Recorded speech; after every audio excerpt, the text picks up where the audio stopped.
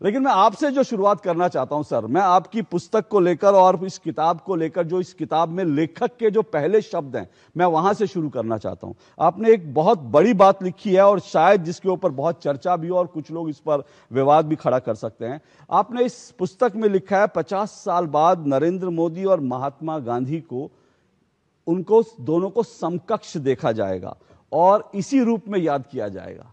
जब आपने ये पुस्तक लिखी, ये जो बात लिखी, किस वजह से लिखी, किस सोच के साथ लिखी सर? तो मोदी जी के जीवन कार्य की जो व्यापकता है, जो उसकी असीम विशालता है, जिसने राष्ट्र की हर पहलू को स्पर्श किया है, उसको अब तक हम पूरी तरह से समझ नहीं पा रहे हैं, क्योंकि ये सब अभी हो रहा है।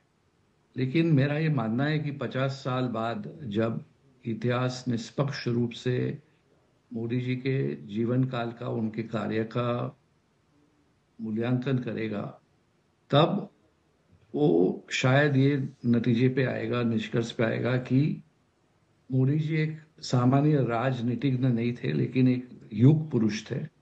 और जैसे गांधी जी ने हमें स्वतंत्रता अवश्य मिलेगी उसका विश्वास संपादन किया था, कराया था, वही हिसाब से मोदी जी 2047 में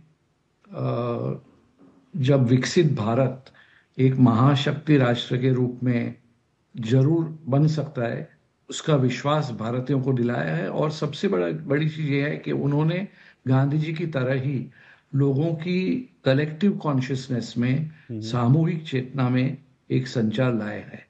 और राष्ट्रीय पुनर्जागरण तरफ जो सब हम अग्रसर हैं, वो राष्ट्रीय पुनर्जागरण के लिए मोदी जी को जाना जाएगा। इसीलिए मैंने कहा है कि 20वीं सदी में जो गांधी जी ने कार्य किया है, वो 21वीं सदी में मोदी जी कर रहे हैं। और वो इसलिए गांधी जी के साथ उनकी तुलना करना योग्य है।